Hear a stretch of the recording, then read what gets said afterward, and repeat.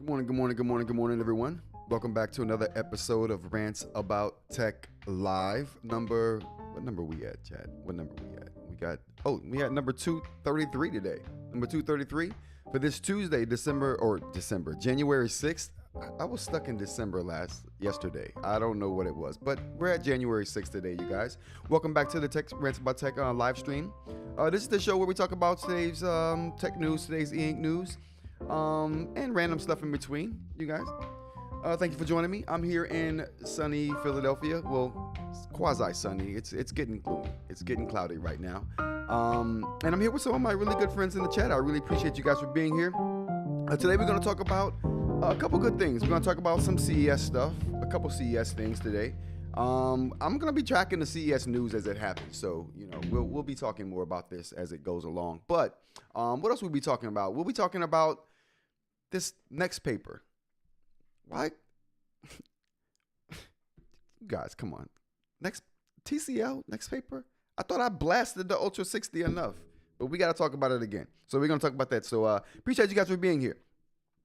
Let's get to the random stuff for the day. Get that out of the way. We're going to try to have a nice, concise, 30, 45-minute show today. Nice, concise 35-minute show today. That's what we're going to try to do. If you guys have more to talk about, let me know. If you guys have news about CES this year, let me know that too. So, because I can't follow all the CES news, there's so much coming out. But if you guys have some tidbits, throw it in the chat. First thing we're going to talk about is the Nib Progress. So, just to get that out of the way before we start the tech news, I wanted to show these. I showed these yesterday. Oh, what the? Chat, what happened here? I did a MKBHD style intro, but he does the outro that way. Anyway, so just to show an update, I don't know if you guys remember what they looked like yesterday, but this is the progress I've made on the 10 that I'm working. I'm only working on these 10 right here. These are done. I screwed them up some way, shape, or the other, but these right here. These 10 in the front here, these are coming along quite nicely. The next time you see these, these will be in nib form. They'll be this small here.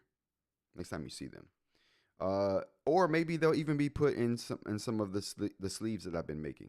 So yeah, so just a quick update. I'm proud of the progress. Super proud of the progress. So let's go ahead and get to the tech updates, you guys.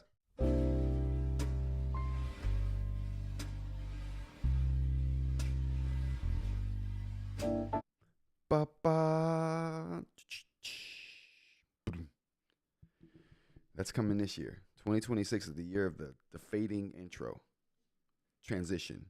You know what I'm talking about. So first up, we got TCL NXTPaper. This thing right here is a CES thing today or this year, and it's popping up everywhere. Everyone's talking about it, and it's also Kickstarter. We're going to look at it here. Let's take a look. Let's see what people are saying about this here. This is what people are saying about this. So, TCL's new eInk tablet beats the remarkable in Kindle with its display tech. I don't know who's making up these claims. I don't know. So, we're going to just go through some other headlines real quick. I checked out TCL's Kindle Scribe competitor at CES 2026, and writing on it feels terrific. Why is this a Kindle Scribe competitor? I don't even understand how this could even be a Kindle Scribe or a remarkable competitor. What it's not even. Wait, it's an eInk? Whoa. It says eInk. Why does it say eInk?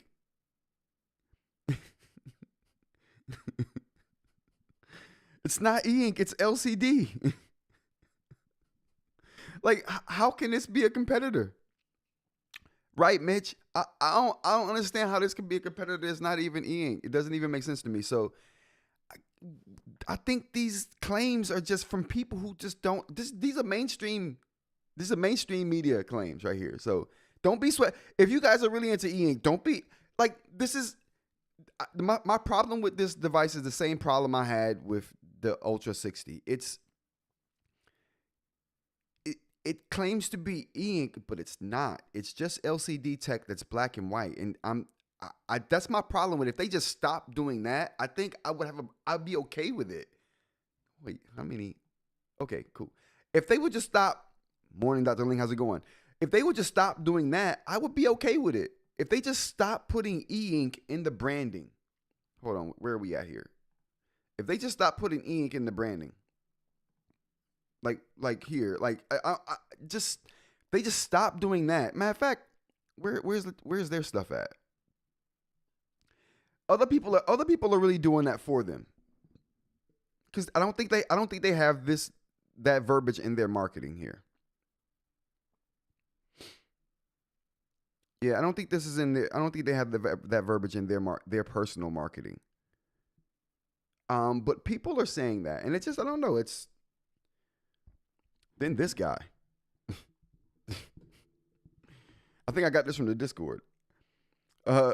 Mitch says, like it's not even our LCD.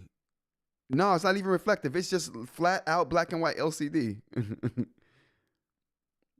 Which is also not e-paper. Mitch, I'm glad you share my sentiment on that. Graphics Tech says, I might have one of those. Which one? You have one of the TCLs? How do you feel about it, Graphics Tech? How do you feel about that? And dude, my guy at Graphics Tech, what is your name, bro? What can I call you? Because I don't want to call you Graphics Tech. 2530 Media. That's Aaron or AKA Mr. Media. You know what I'm saying?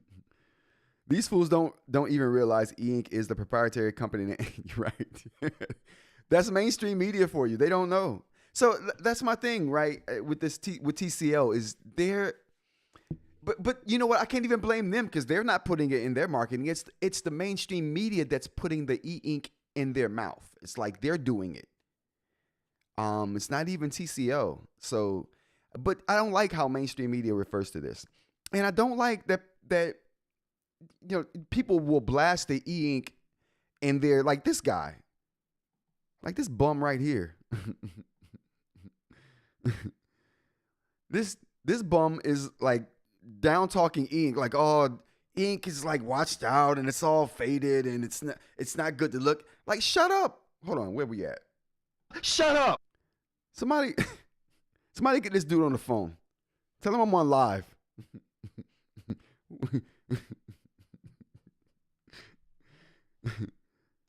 Not e-ink, but interesting. Yes, not e-ink, but interesting. I agree, she-ink. And like I said, that's my problem with it. My problem is not with the technology, because I think it's good what they're doing, and I think it's very interesting what they're doing. But the e-ink tie-in puts a bad taste in my mouth.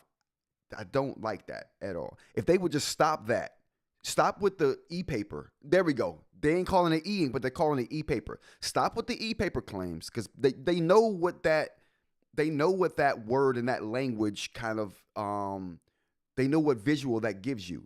You know, they know what that kind of inspires in people when they say e-paper. So they need to stop doing that. If they stop doing that, I think I'd be okay with it. It's really interesting. My name is Micah. Oh, Micah. Okay, no doubt. Appreciate it, Micah. I think it has a lot of potential. They don't really claim to be e-ink, but the writing really feels interesting. I share your sentiment, Micah. I just wish they would stop attaching the e-paper term to it. Just call it LCD, because that's what it is. It's not an e-paper display. It's LCD. I let the DC one team get away with the e-paper thing, because at least they're doing reflective. If there's no, you know what I mean? It's a different kind of technology. So they can say e-paper and it doesn't give me the willies. It doesn't make my skin crawl when they do it. But when someone who's taking LCD technology calls it e-paper, that makes me leery. Jay, how's it going? Good morning. So yeah, I don't like it. I don't like it at all. But you know what though? You know what this is good for? This is going to not this bum right here. This wait, where we at? Okay. So what this thing is going to be good for right here is You know what? I don't even care about that. This is going nowhere fast. Okay, that's just a tablet that looks worse than any LCD tablet you can get, and that's the problem with it. Like, you're an LCD, but you're the worst LCD ever. Like, what are we talking about? So, TCL 60 Ultra. So the TCL 60 Ultra. Now this, what they're doing with this thing right here. Now I think this pushes the conversation and boundaries. Who cares about this form factor right here? Because it's not even e-ink. Okay, this is pushing no boundaries for me. This is falling below all of the baselines. Okay, I think this is going nowhere fast. But this, I also think nowhere fast. But I also think that this starts and sparks a conversation, and it starts people thinking, what can you do in this form factor? Because this form factor right here, okay, Kindle and Remarkable, or Amazon and Remarkable killing this form factor right here. This looks dumb and dated compared to what Amazon and Remarkable's doing in the design form factor. Okay, and I know it can't touch Remarkable in the note taking. I know it can't touch Onyx in the tools, and I know that it can't touch Amazon. What am I talking about? It can blow Amazon out of the way with the image quality because it's LCD. Okay, that's the only thing. But this is not doing anything in the e-ink space that's not being done right. There are devices that are going to be better than this in every department that they're trying to like take advantage of with the LCD screen. The LCDs are going to be better than it. The e-ink devices are going to be better note takers. You know, period. So and better tools. So that's not going to change. But there's room in this space for someone to do something unique, because they showed that in this form factor right here, you can fit a 7.2 inch screen in a form factor that fits in your pocket, that also has a pen that is attachable to the device. Now that is showing the e-ink space how it's done. Someone very soon is going to copy that, and it will be e-ink. I mean, it'll be an e-ink display. And when you get an e-ink display that has a housing for a pen that you can fit in your pocket, stop it. What do we got in the chat? I see you got spicy ride this morning, no doubt. I think this is a great device for students and for some eye strain, but it doesn't have the really niche software that e-ink has. Right, and that's the thing. A lot of the e-ink devices has software, right? That's built for our use cases. This isn't built for our use case right here. Nothing about this. Old design, tools that's not going to cut it, and Remarkable is going to destroy this thing just in the note-taking feel and you, like, Remarkable doesn't even have the most, complete set of tools, but they got a really good writing app, a note-taking app. You know what I'm saying? The Scribe came out and Remarkable was like, oh, we're not worried, bro. We still got the best out of the two devices. They have the best note taking. So there's still a reason to buy Remarkable devices above and beyond the design quality. They still have the best note taking when it comes to, if you're just judging the Scribe and the Remarkable, the ecosystem. It doesn't even matter which Remarkable we're talking about here. They all have the same operating system. So, but yeah. Anyway, I'm not impressed. Will it be a great device for students? It might be, but I think there's other tools out there that look better and work better than this, and have better tools. Like I said, I think even beyond the screen tech being dumb, I think the tool set is not going to be where it should be. The Dollar Special says the Note A1 seems like a NXTPaper that they just made a bigger bezel on the side and charged to. Word.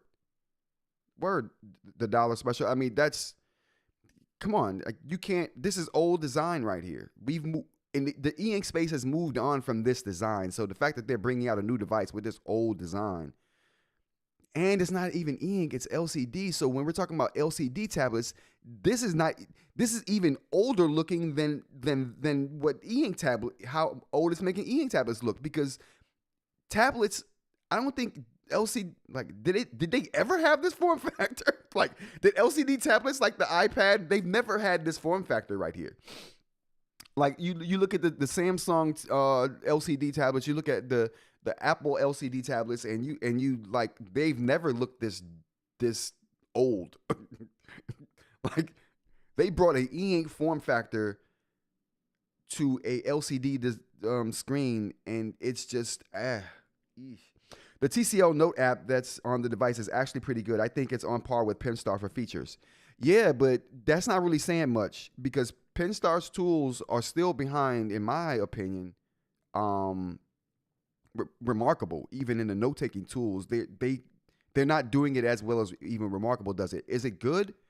Yeah. Could it be better? Yes, it could be better. And what's cool about Penstar with the eNote is they're continuously making it better. They haven't sat on their laurels. Like one of the features that Penstar brought to their device that I think everyone should bring to their device, Scribble. The scribbles. Why don't everybody have that? That's ridiculous. You've been able to circle something and that lassos it. That's editing gold right there. If you're an editor and you do editing on e-ink devices, not having that puts you at a disadvantage. Okay, I'm telling you right now. What do we got here? Sid, hi Rod, Happy New Year. Missed the Note Max review yesterday. Oh no, I didn't review the Note Max. But I'm getting the Note Max though. I want the Note Max. The Note Max is coming. Matter of fact, I should just go ahead and order that. Like, I should probably go ahead and pull the trigger on the Note Max since I've blasted the Note Air 5C enough. I mean, I don't think I'm counting. The Note Air 4C is good enough for me. The 5C just the 4.1.1 update on the Boox devices. If you haven't updated your device, if you got a Boox device and you haven't updated to 4.1.1, stop it, okay? Do yourself a favor, go get that right now, ASAP, okay? I don't think it's still in beta. I think it's actually on final release right now. So go get it. It's gonna fix every problem you've ever had with the Note Air devices. I have zero issues with Onyx and their software right now, other than it's still a little bit convoluted. It's not as user friendly as it should be, but as far as hiccups, problems, gripes, none. Zero. Okay? Stop playing with them. Onyx fixed everything. They fixed everything. Well, Penstar might be better note taker than Remarkable. Aaron, stop playing with me. Aaron. And Aaron, you're a converted Remarkable user. How can you say such blasphemy? All right. This is my issue. This is my issue right here. You know what? Aaron, now that you done called me out, you might be right. I'm sorry. I gotta put some respect on your name. I gotta tell myself to shut up. I gotta shut up on that one, Aaron. My bad. I gotta put some respect on your name. You might be right. Avoya hates 4.1.1. What? 4.1.1 is the bee's knees. Listen, have you heard me talk any crap about Onyx since 4.1.1? No? Good. That's for a reason. It's that good. And y'all know I blast Onyx every chance I get. I've got zero reasons to blast Onyx right now. You know why? They fixed the palm rejection. It's perfect right now. The palm rejection is... no one can beat it. And I never thought I'd say that about Onyx. What else? Y'all know, y'all remember the gripe I used to have with not being able to tap the display because I had to have the touch off because the palm rejection was so bad. So to paste something that I copied to the clipboard, I had to go turn the touch back on, then tap the screen with my finger, then whatever. I don't have to do that no more. They two birds, one stone. When they fixed the touch, the palm rejection, they also fixed my gripe with the paste, the copy and paste. Done. They two birds, one stone with that one. And you know I love a twofer. You know I love a twofer. What else did they fix? What else did they fix with this thing? The only thing they don't have right now that I wish they had, but like this isn't a gripe because, whatever. I wish they would allow you to attach more than one note to the multitasking view. They do that.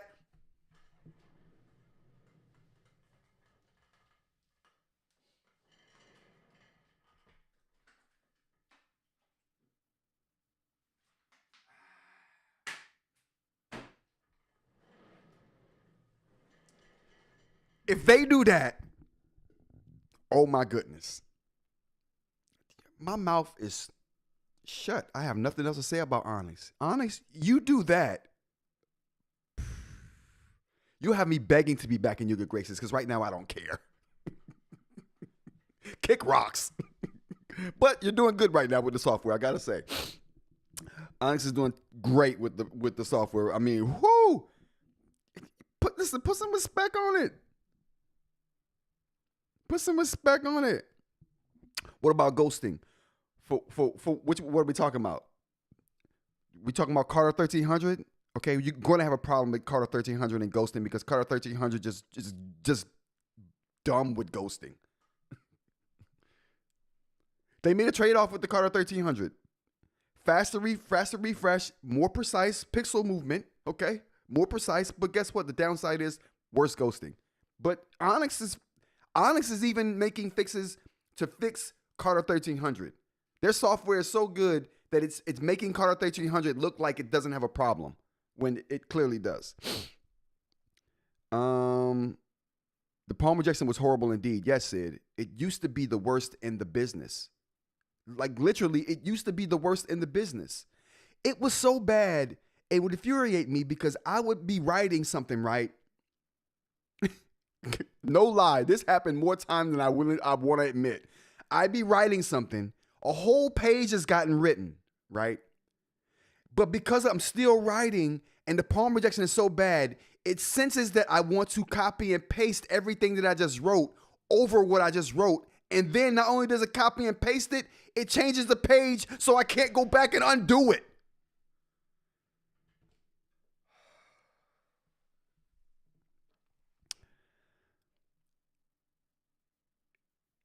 You don't know what that does to you when that happens. It puts you in a state of despair. Where's my sad music? I need sad music for this. Where's my I need sad music. Chat, where? Oh, here we go. You don't know despair until you've written a whole page of something. It's done. Every thought was meticulously thought out. It was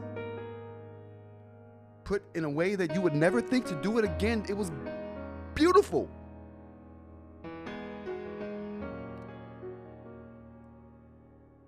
And then disaster strikes.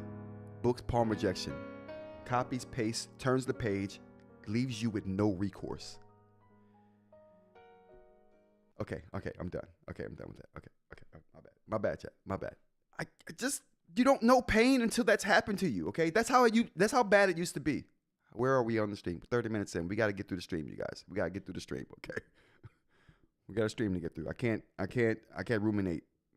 Oh, look at that. You didn't think he's going to hear a word like ruminate today, did you? We're ruminating. Matter of fact, we're not ruminating. We're moving on. What else we got to talk about? All right. Have I beat the horse dead already with the TCL NXTPaper? Is it clear that I don't like it? Is it clear that if it's not eInk, why are we calling it e-paper? And to that end, it's not a good LCD. It's to me, it's worse than the DC1. And the DC1 is straight trash. So it's worse than trash. It's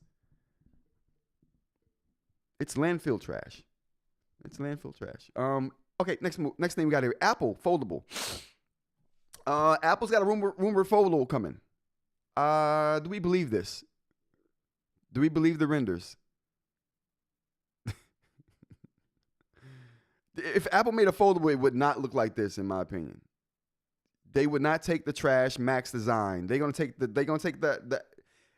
back is not gonna resemble the Max.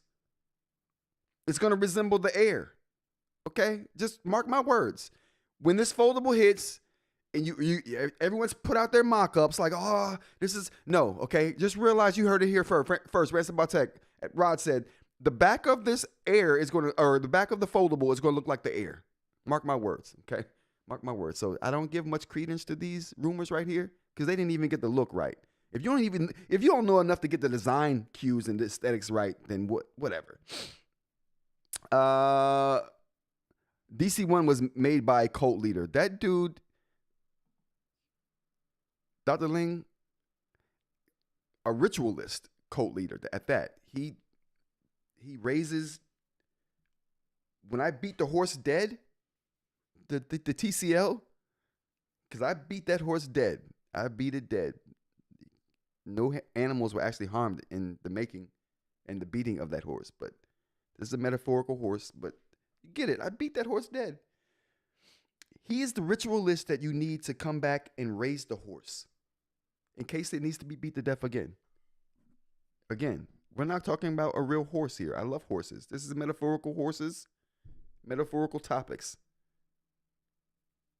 You know what? I'm going to stop. It feels wrong. I'm going to move on. What else we got in the chat? It's Apple. They might make both. That's my problem with Apple these days, though. It's like the varieties. There's such a thing as having too many varieties. I think they've gotten to that point. Can Apple even make a squared corner? No, they don't know how. That's foreign to them. Everything's rounded all the time. Except for when it comes to the iPad. They do pretty good squaring that off. I like that. So I don't put much credence in this. But let's talk about it. Apple's rumored foldable iPhone, often referred to as iPhone Fold, has captured widespread attention as leaks reports continues to surface about its potential design, features, and pricing. Although the device remains unconfirmed, industry insiders suggest that Apple is preparing to make a significant entry into the foldable smartphone market. This move could combine Apple's signature engineering excellence with user-centric functionality. If you're intrigued by foldable technology, the Apple Fold might challenge your current expectations of what a smartphone can achieve. Why would they write that? What would they do that no one's doing in the foldable market right now? They're just at one fold. Samsung's at 3. And by all accounts, it's a pretty good 3-fold phone. Are we calling it a trifold? It's a trifold. Can we call it a tertiary fold phone? Are we using lab terms like tertiary here? No? We'll move on. The video below from Mac Rumors gives us a look at design of the new 2026 iPhone Fold. Why? What the hell? Okay, let's look at this, chat. We're going to take a look.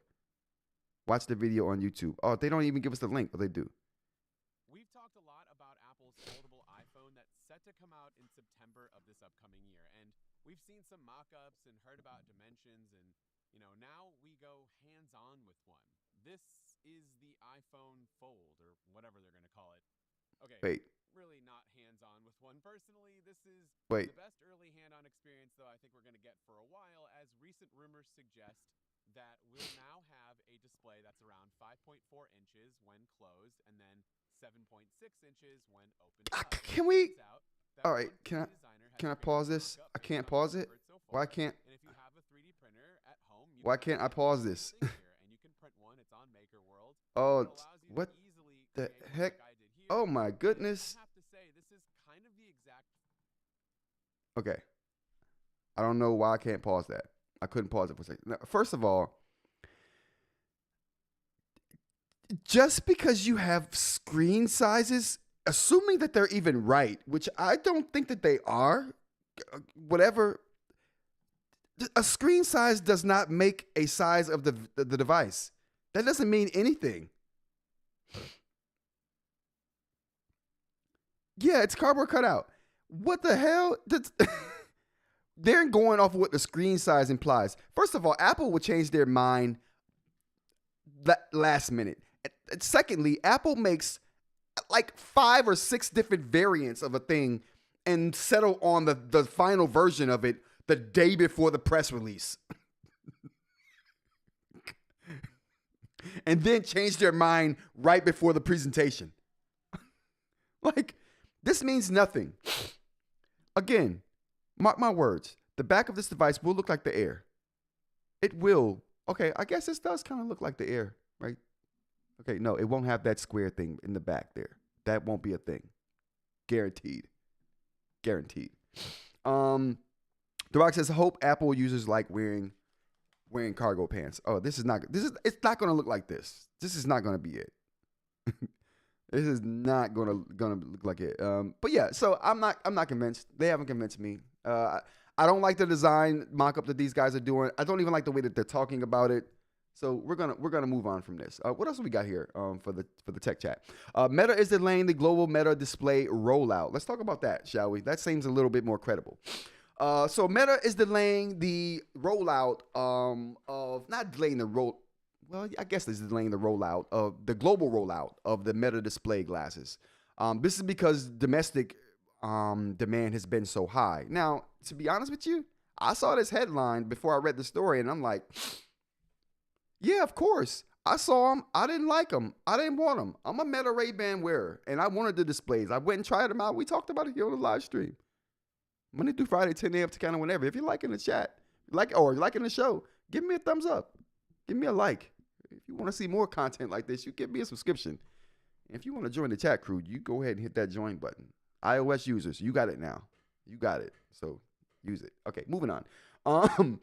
So yeah, I tried this thing. We talked about it on the live stream. I showed me going to the Best Buy for the demo because you can't buy a pair straight out still. You got to go get a demo first. I liked it. Wasn't impressed. The UI looked dated to me. It didn't feel like something I would use in a pinch. Like, okay, I need to get this shot right now. Let me pinch and open the app and then no. I'm gonna hit the button and take the picture. Done. Or say, hey, blank, take the picture and done. I don't think I would fiddle with my hand in that situation. So there's a silent way and a non-silent way to do it already. Another silent way that's kind of finicky didn't impress me. So, yeah, I was. This is my first thought when I saw this story. But this is not that. This is about them saying, no, our demand and domestically is so high that it caught us off guard, and we need to fill that demand first before we roll out globally. So they're halting global rollouts for a little while. But let's talk about the details. Meta is pausing release of its Meta Band display smart glasses to the UK, France, Italy, and Canada due to unprecedented demand and limited inventory. The company said on Monday at CES 2026. There's no new date for the expansion that was originally set for early 2026. We'll continue to focus on fulfilling orders in the US while we reevaluate our approach to international availability, Meta wrote on its blog. Since Meta's display glasses first went on sale, acquiring them has been a challenge, I'll say. Until I can just go buy them off the shelves, I don't care. That's just my personal take on this right now. They're not available online and can only be found in a limited number of retail outlets, including select Ray-Ban, Sunglass Hut, Lens Crafters, and Best Buy locations in the United States, which none of those are in Philadelphia. Can you believe that? The audacity of a company to start selling major products and then decide that Philadelphia shouldn't have a location where you can buy one. The nerve. This is the birthplace of democracy. The hell? The hell, Meta? Since Meta display glasses, we did that. We did that. Oh, I'm just upset. To buy them, you need to you need to book an appointment and get a demo at those stores via Meta's website ahead of launch. Meta said it saw strong demand for demos with locations booking ahead for several weeks. I can attest to that. It took me a long time to get my demo scheduled. But there was optimism and availability would increase as the company exceeded buying options to expand the longer they were on sale. However, with the delay of the planned international launch, it appears that the company still has a mismatch between supply and demand. And they go on to talk about the pricing, which is $800 to get these things. And again, they weren't, when I went to go get mine, they weren't even available until after Christmas. So I thought, okay, if this is not going to be a Christmas present, then who cares? Who cares? I'll buy it when it show up on shelves. Little did I know they would never show up on shelves. We'll probably never see these on shelves until 2027. That's when we'll see them. But yeah, whatever. All right, you guys. That's going to be the tech news for today. Let's go on to some of the eInk news we have for today, and we're going to get to the chat when we get back to it.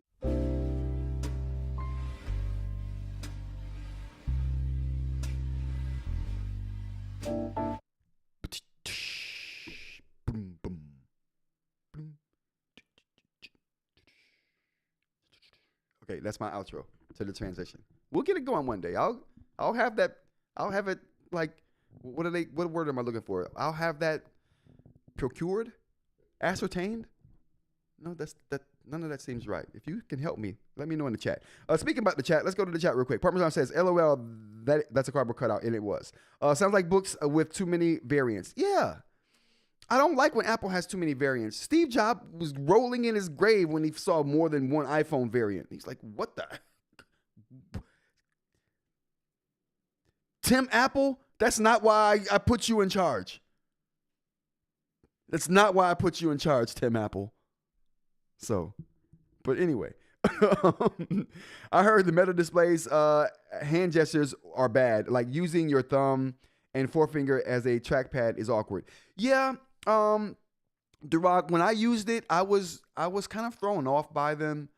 It wasn't as precise as I hoped it would be. Very interesting technology though. They just need to hone it in and dial it in a little bit more. It ain't ready for prime time in my opinion. It's a cool trick. It's a cool trick that clearly a lot of people are buying into. But for all we know, they made 10 copies of them, and they're like, well, we sold all 9. But we're going to add one more, so we can't release in other countries now because we got one left to sell. Like, who knows, man? So, but anyway, moving on. We got eInk news to talk about here and before we end the show. Tab Ultra C Pro gets an Android update. Yay, Tab Ultra C Pro gets an Android update. Why do I care about the Tab Ultra C Pro getting an Android update? I don't. I'm going to be honest with you. I don't really care. Let's look at it, though. Oh, whoa. Where's my story at? Okay, I think I got rid of my story accidentally. Let me pull it back up here. Let's pull it back up here. Oh, my Reddit. Where's my Reddit story? It's gone. Oh, boy. Oh, my Reddit story is gone. Okay, I got to find my Reddit story again. Let me go to the Discord chat. Let me go to the Discord real quick and pull this up here. Oh, boy. Where is it at? Don't mind my neighbors, chat. They don't have any home training. Oh, man. I tried to find the Reddit. There we go. Phew. I'm not sure why that happened, but here we go. We got a Reddit post here. So the Reddit post is talking about the Tab Ultra C Pro upgrade and to Android 13. So now, why do I care about the Tab Ultra C Pro getting an Android update? I don't. But what this means is that Onyx has cracked the code. Now, me and my compadre Jay was talking about this when we were having dinner the other day. Me and one of the chat crew he came to Philadelphia. We had dinner. We had drinks. Your boy left a little tipsy. It was fun. But one of the things we talked about there in our 3.5 long hour conversation, I said that out of order, but you guys know what I'm talking about. One of the things we talked about was upgrading devices to different Android versions and why that was impossible, why they couldn't do it. Seems like they can. And that's the big thing to me about this is that Onyx has showed us that they can if this is true, this to be believed, that they can update Android versions on pre-existing devices. That's huge. What constitutes that? What kind of processor do you have to have? What line of devices will be able to do that? All that's still up in the air, but the fact that they can do it is big to me. What do we got in the comments here? Because that's where all the drama lies at. I'm very pleased about this. The ghosting and smoothness is a lot better. This is 4.1.1, but hold up.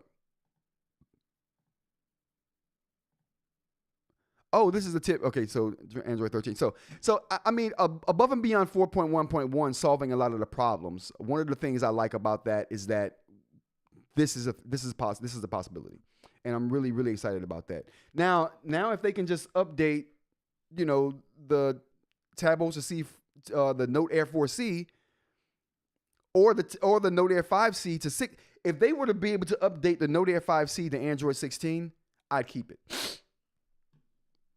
I would keep it. Tab Ultra C in 2025, 4-year-old version of Android. Yeah, it's old, but the fact that they can do it is impressive. Or not, maybe not impressive, but it's telling, right? It lets us know, hey, we can do this. Now, whether we do it or not is a different story. Whether you get a version that's updated or not, different story. I think that they're slowly work their way up to maybe get into a point where they'll just be able to update older devices with newer versions of Android. We know that we can that from Viwoods that Android 16 is viable on and doable on eInk devices, and for a company like Viwoods to be able to afford to license it, Onyx should definitely be able to afford to license Android 16, right? Yeah, all very interesting stuff. All very interesting stuff. All very telling stuff, right? It's just telling. So I do appreciate that, and thanks to I think Jay posted that. Thanks to Jay for posting that in the Discord. If you guys want to join the Discord conversations that we have over there, there's an invite to the Discord in the link. Or there's a link to the invite in the description of this video. So go ahead and go down there, click on the link. Also, links to everything that I talked about today and the stories that I brought up are also in the description of this video. So if you want more information on these topics, you can get it there. What else we got here in the eInk space? eInk at CES. Let's see what we got here. So the only eInk at CES we really have is going to be, first of all, let me show you guys this. Yeah. This is hilarious. Let me just, I don't want the, this doesn't look like a guy who's going to be talking about eInk. He looks like a guy that's going to be talking to you about getting whacked. And also, the way the jacket is on makes it look like he doesn't even have his arms through the jacket. He just has it sitting on his shoulders, you know, like, dude, I'll whack you right now. You'll get whacked over eInk. And I don't want to get whacked over eInk, so I'm staying far away from that right there. We'll stay far away from that. Okay. All right, moving on. Moving on, chat. All right, so eInk at CES. So I'm going to be following Vlad. If you guys aren't following Vlad, you should. Link to this video is in the description of this this video right here. And go over there, subscribe to Vlad if you want to get eInk specific topics coming out of CES, because he's there. He's our man on the streets of CES, and I think he did a really good job of bringing us eInk content from CES last year. He's continuing that this year. So big up to Vlad. I wish I could have joined him there this year. Maybe I'll join him next year. Definitely, I definitely will join him next year. I'll have more time to plan for it. And all of the things that I've been planning to do this year would be done and out of the way. So I definitely will be at CES next year with Vlad, and we'll do another interview, hopefully. But anyway, art that you can talk to. So basically, he's talking about art that you can talk to here. It has microphones, and it will understand what you say, and basically AI art you a picture. So essentially, it's using some model that's going to translate what you're saying into text, take that text, put that into a art model, and output you what you were describing on the screen. Auto rotation on these displays here. Very interesting tech, right? I think this is very nice, very interesting. And this is just a hint of what AI is going to be used for. Everyday stuff, even like this, just your art on the wall. And this is a direction I never would have anticipated the eInk art taking, but a very welcome departure that I didn't anticipate. So this is very cool to me. I'll definitely be following along with this, taking a look at this. And if you want more information about what these displays can do and the company that's bringing them to the market, definitely check this video out here. Again, link in the description of this video here today. Next and last eInk video we're going to talk about is, this was posted in the Discord too. I'm not gonna go in, but guy, come on.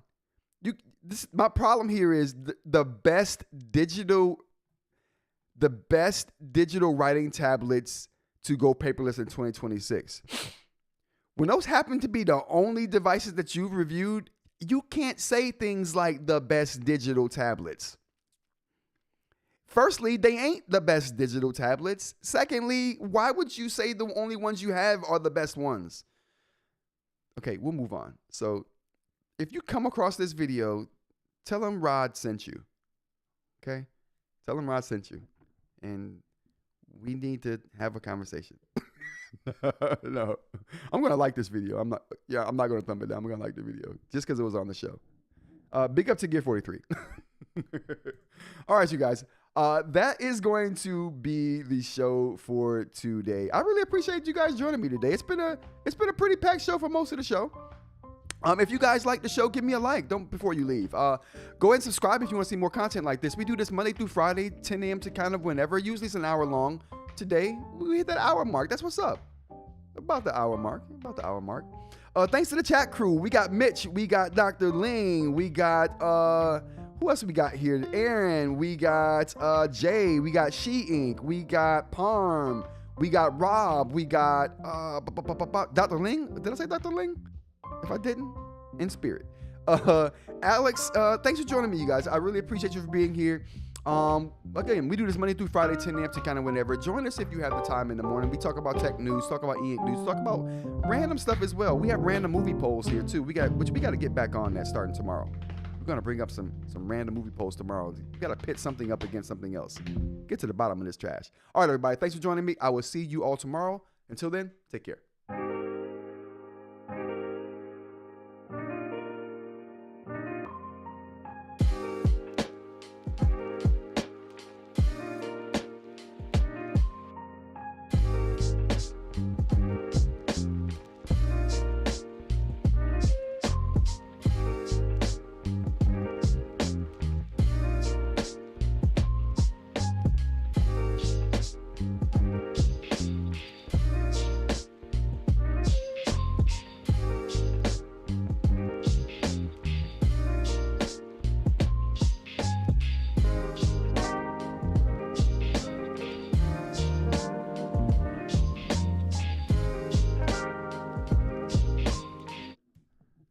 Honestly, Gear 43, great work over there. My man got 4,000 subs. That's nothing to sneeze at. I'm just podding. It's all fun.